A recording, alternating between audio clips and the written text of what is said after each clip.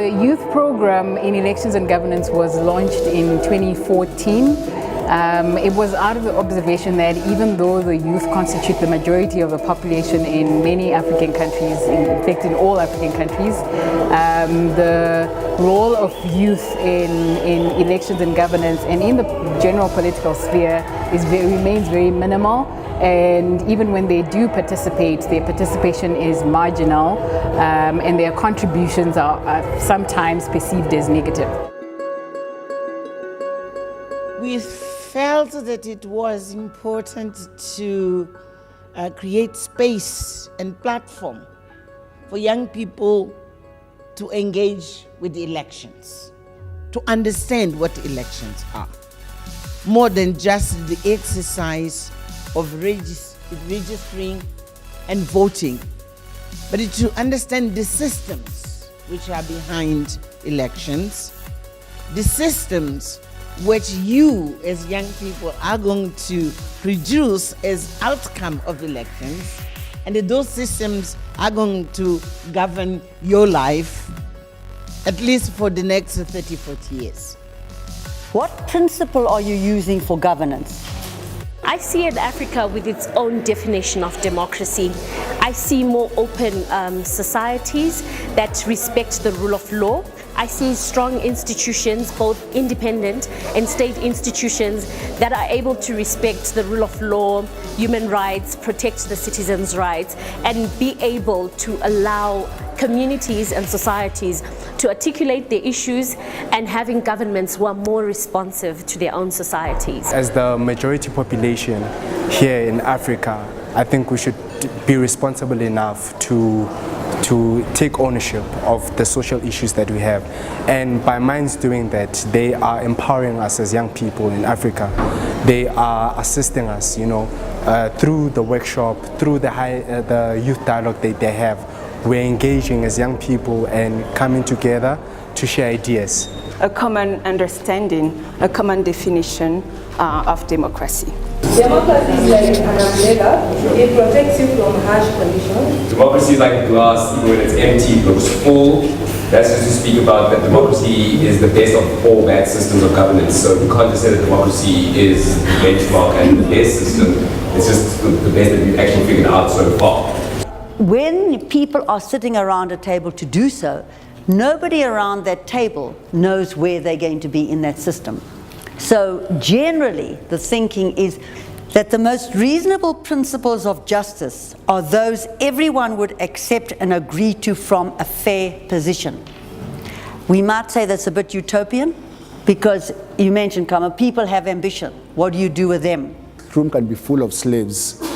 They all hate you, they spit on you, but because your mind is liberated, you're still strong and you don't break. That's why they couldn't break Winnie. That's why they couldn't break Robert Sobukwe. That's why they had to kill Chrisani before independence, because they knew he was a threat to the system.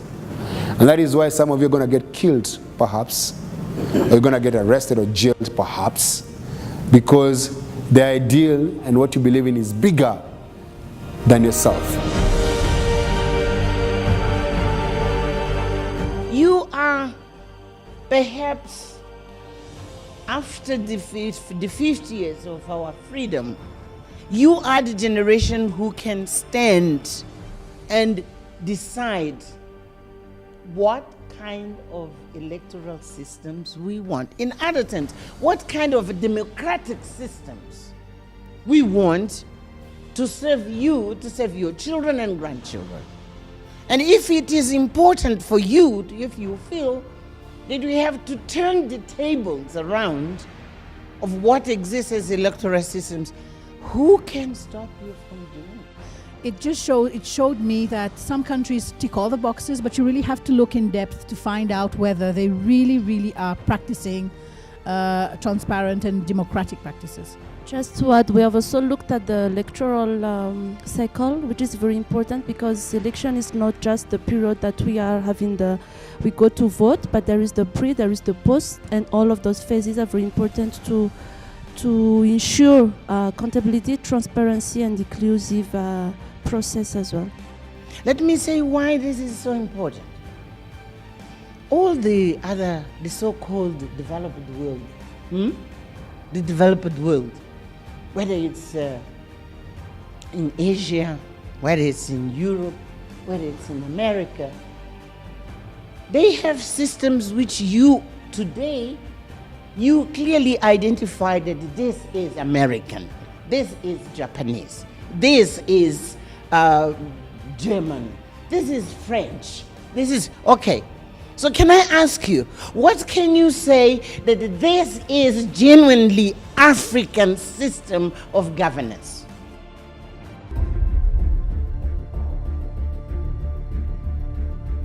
Something else that was quite important from yesterday, I think, happened before the sessions when we were speaking about the different expectations we had. So I think as we go along, we can keep checking to see what we've achieved and all the other things we still have to do. And all the expectations are on the wall if anyone wants to read them. But I remember one of the ones I'd mentioned was particularly learning how to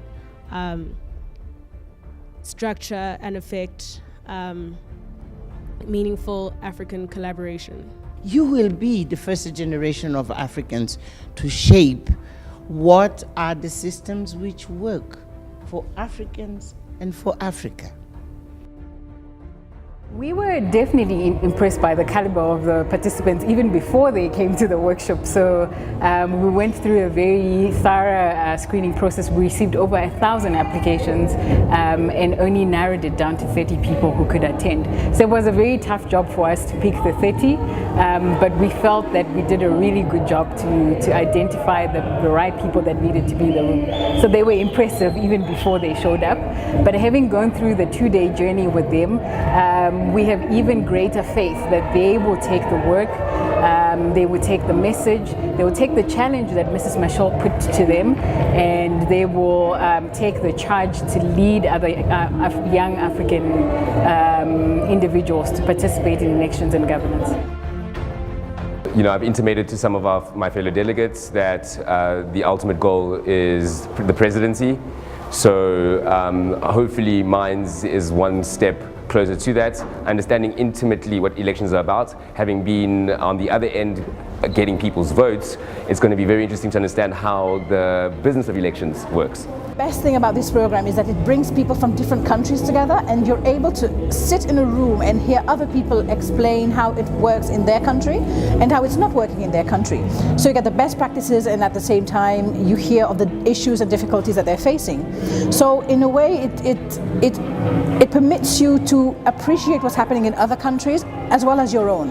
I mean, having to meet with different people from different countries, and you hear them sharing their experiences. For me, that was, it feels like we're all on the same track, and that gives me hope that I'm not the only one who's actually doing this advocacy campaign, let's say in governance or anything. So it gave me hope that we actually I'm on the right agenda, towards good governance.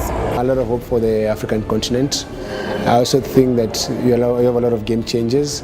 They're just a bit afraid of stepping out and venturing, but I think after today and after this program is done, I hope they get the courage to actually follow the dreams and follow the vision, and for those who want to run for elective office.